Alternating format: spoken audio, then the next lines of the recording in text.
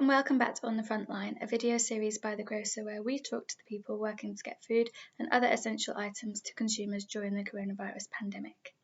I'm Abby Dawson, food and drink reporter at The Grocer, and today I'm talking to Alex Wright, co-founder at Dashwater. Alex is going to be discussing how the temporary closure of the hospitality trade affected business, launching new products, and how Dash continued with its mission to fight food waste. Overnight, you lost your hospitality customers. How much did that affect the business?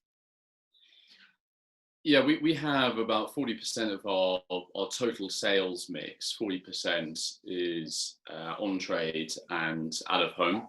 So suddenly overnight that went into a full hibernation mode. But we've always been very keen as a business to make sure that we have a really strong omni-channel sales mix, so that if one side of the business is struggling, then another side would hopefully pick up the slack.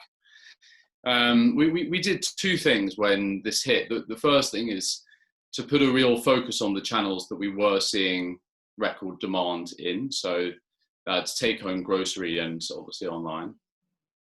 And the second thing is to make sure that we were able to support our existing customers by giving them the right resources, making sure that we've got a constant supply of stock, and also, where we can, helping to extend payment terms. And quite early on in the pandemic, you launched a new product. How was that?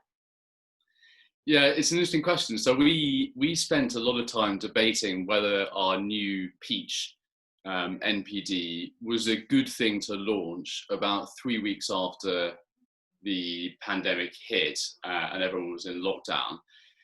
The main reason for this is because in the build up to the launch of the peach was an April Fool's video that we were launching on April the 1st, announcing that we were launching a new SKU, and this new SKU was going to be a pea flavored dash. Mm-hmm.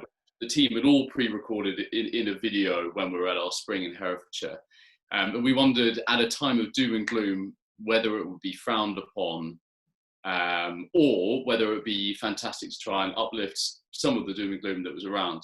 Anyway, we went for it, and the feedback was absolutely fantastic. And this new peach is now in Sainsbury's, Ocado, Waitrose, and is one of our lead selling SKUs.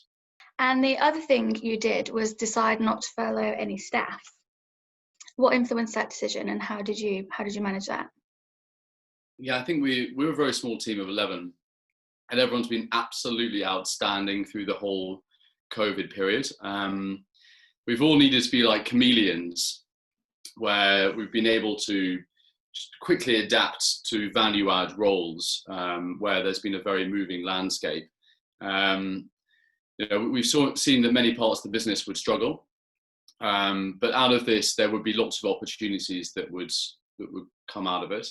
As Winston Churchill said, you can never let a good crisis go to waste. And we managed to really try to crack on with some value-add projects that we've kind of putting at the back of the queue because we didn't really have time to do them. So one of those things was measuring our carbon output through a great analytics business called Carbon Cloud. Cracking on with our B Corp certification, which we should be able to announce in the next couple of weeks. New product development, we've got a great pipeline of products that we have in the pipeline, and doubling down on our take-home and online pack format as well. What did you find was the biggest challenge of being a drink supplier during the pandemic? I think the biggest challenge that the whole industry faced, which the Grocer widely reported, was the Pick for Britain campaign, which was with COVID and a lot less mobility for seasonal harvest pickers, thousands of tons of fruit and veg were going to waste.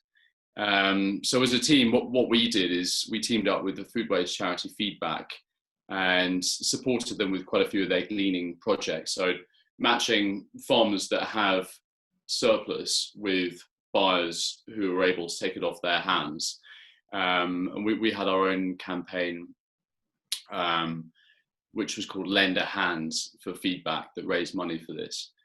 So I think across the industry, that was probably the hardest thing that we faced.